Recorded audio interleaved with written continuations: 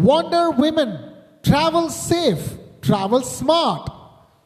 Wonder Women, travel safe, travel smart. And for this travel talk, let me please invite upon stage Archana Singh, travel vlogger and director, Only One Travel. Thank you so much for being with us, Archana.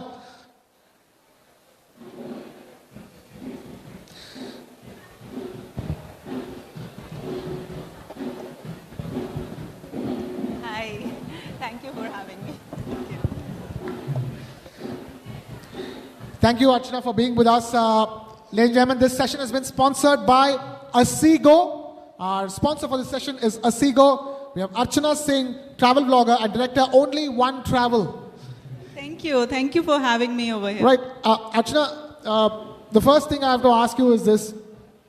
First of all, tell us about your own journey as a travel vlogger. Where did it begin? How did it begin? So, it's actually like you or like so many people out here. I was in the corporate world like everybody else. I did my graduation, MBA, did the corporate stint. And until 2016-17, I was working full-time. I was based in Singapore and Philippines, working for Coca-Cola at that time. But travel was always there. I come from an army background. So my dad was in army. So every week we used to travel. So it was something like which just didn't happen overnight. It was there from the school days, college days. I used to be the one who used to plan all our trips all around. So, but in 2017, I took the plunge. I thought, okay, this is it. Everybody would be watching cricket. So in cricket, like you have second innings, which is like your starting point, You forget everything which could have been in the first inning. Similarly, I thought it's the time I should take a risk. So I quit my career, came back to India and started traveling full time. So travel, writing, vlogging, blogging or Instagram, social media, all that is a byproduct. What was it was I loved exploring destinations. I love, getting to know different cultures. And you did all of this alone? Oh, absolutely. So how it happened was, in my life, there's nothing more important than travel. Like I have sacrificed a lot for travel. It's not a hobby. It's not an escape. It is something deeper than that, So you would not get company. So what do? Do you wait for other peoples to join in? I wouldn't. So I, started traveling. And it's been like I've been to all the 7 continents, 107 countries, all by myself. And people say that travel is an expensive hobby. But no, it's not if you plan really well. Right. One is how expensive it is, and the other is how safe it is to do it alone. Just on the top of your head, your top 3 countries where you felt the safest when you were traveling. Okay, alone. so firstly, I would like to say that, it is the television. I'm sorry to say that, like I'm on a program which is hosted by a TV channel, but it's the media who kind of creates that negative narrative that the world is not safe. Rather, I would say that, it's very, very safe out there, and especially if you're a solo female traveler, people are even more careful with you. So for me, what has happened is I've always felt that the 99% of the people, they would rather help you than hurt you. So I always feel that, whichever country I might be visiting, whether in Africa, Asia, Europe, I've always felt safe provided you take some precautions. Now, asking about the safest countries, so I would say Antarctica, because there are no humans, right?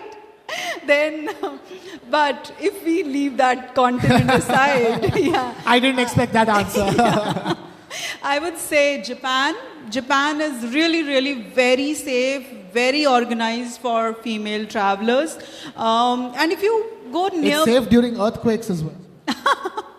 See, natural calamities can happen anywhere. But, if you keep that aside, the country is amazing. The level of honesty there, it's like it blows your mind. I had forgotten something when I was going to my hotel, and the next day I found it there only, which is like you can't even think in any other part of the world. So first is Japan. Second, I would say Sri Lanka, our neighbor, is very, very safe. Singapore is very safe. And Europe, if you leave aside the popular places like the whole region of Balkans, Baltics, they're all very safe, yeah.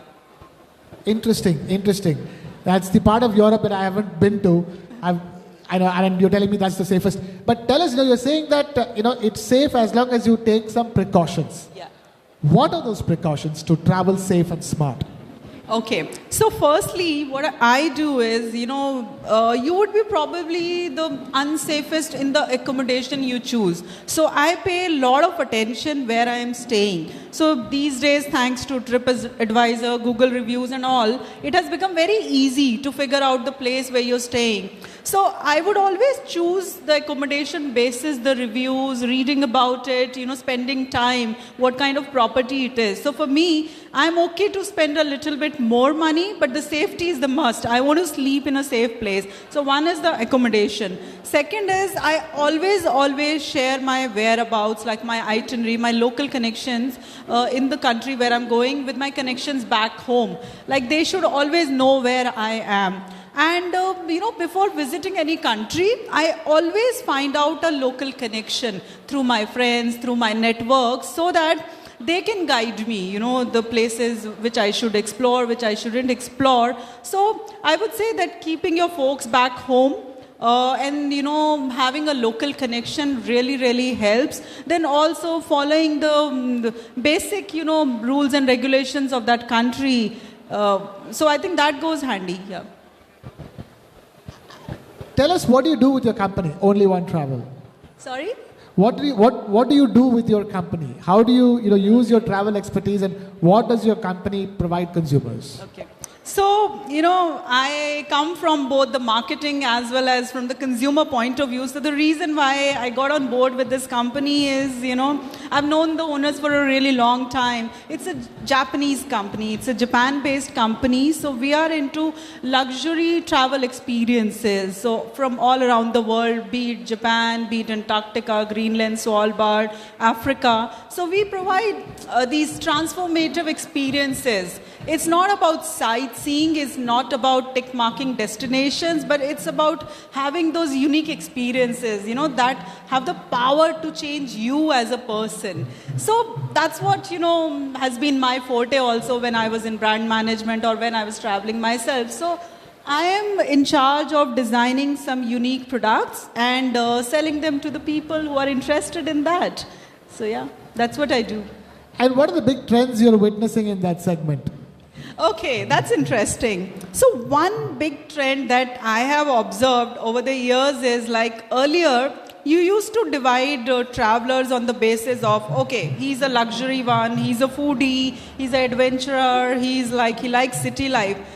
All that is becoming obsolete now. Now a traveler could be like he would love to splurge in a very beautiful hotel, but at the same time he could be roughing it out in a camp. Like he would want to have a great, food experience. So nowadays what is happening is those demarcations, those lines, they are blurring. A customer wants everything. So one is that trend that I have seen a lot, and it is irrespective of all age groups, So people want more value. Not just in terms of the price, but in terms of experiences. And second thing is, Asia is becoming really big, and thanks Where in Asia? Actually, China and India, both the countries, they're really, really big. I was recently at this conference called Adventure Travel World Summit in Panama. And there, everybody who's big in the adventure field, they were all there.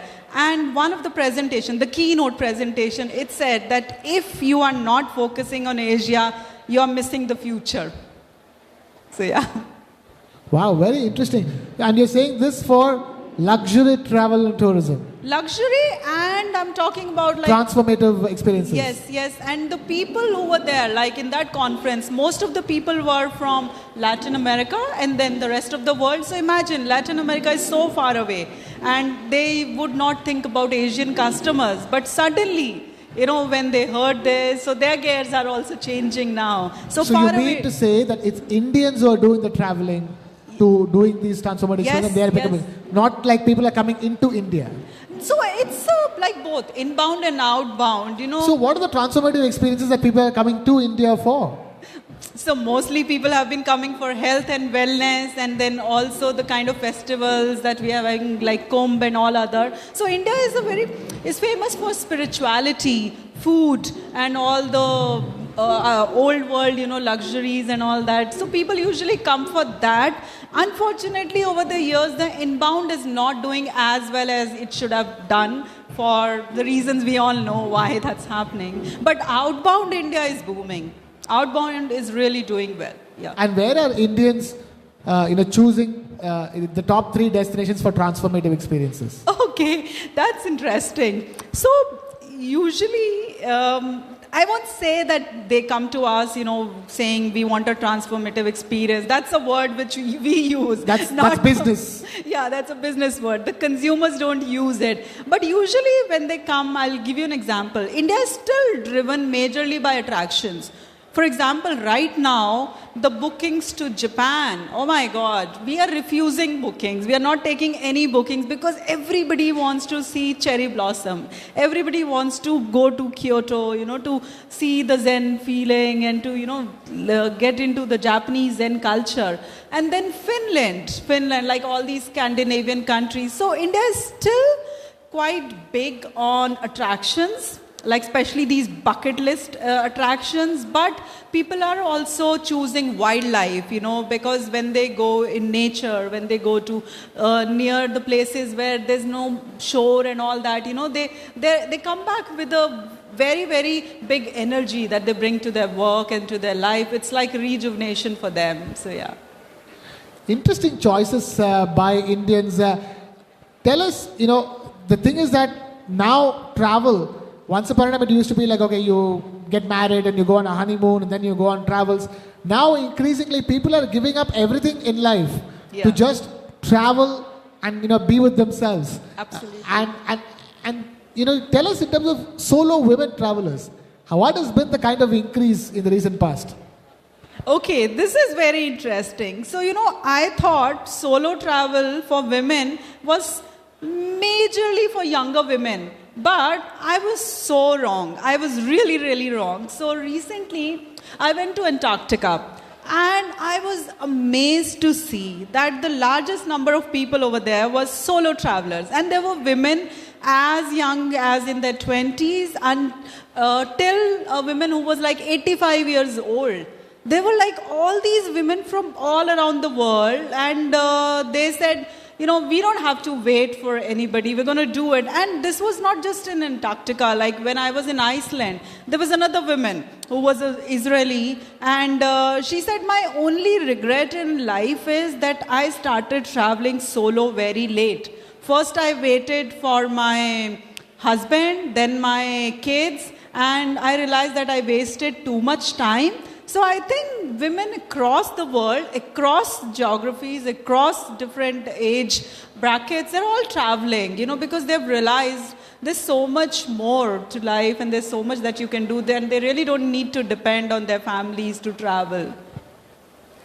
And that means that, so many are taking to it for the first time. So many first-time solo travelers and across age groups. What is your message to them? So many who are sitting on the fence, wondering when will be the right time. Yeah.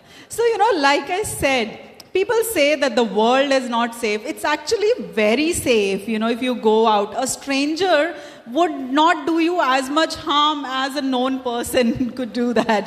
That's the truth. That's interesting. So, yeah. So, first is that, don't be so cynical about the people around you, especially strangers. Give them a benefit of doubt. But at the same time, take your brains with you. Don't just be a juvenile and, don't just think that, people are not going to take you for granted. Pay little attention to the small things and start slow. It's not necessary that you have to go on a world tour in a go.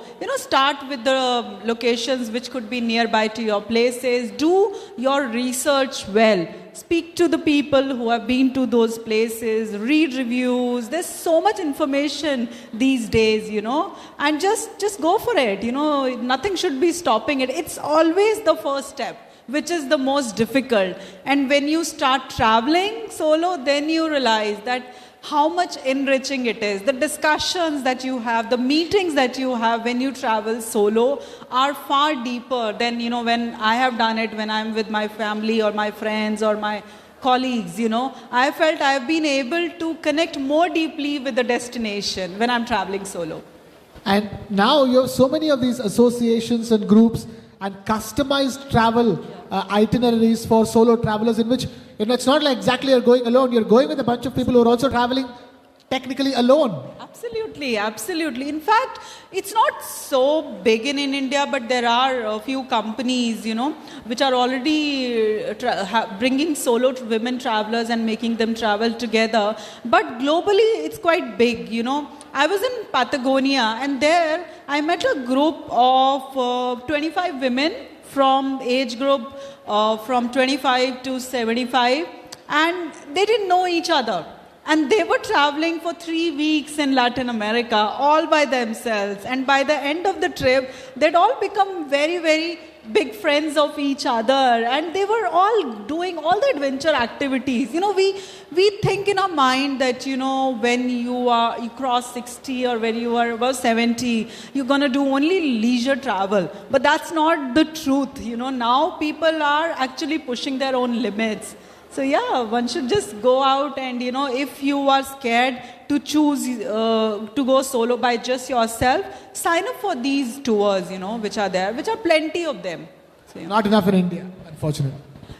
There are some companies who do it, and then what happens is there are so many solo travel bloggers. You can always reach out.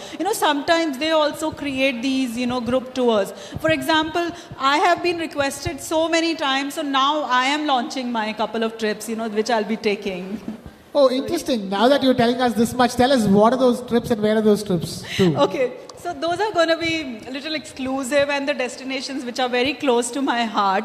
So there's going to be one trip to Japan's Hokkaido in winter, because it just blows your mind when you go there and see it in winter. It is something you would have not seen before.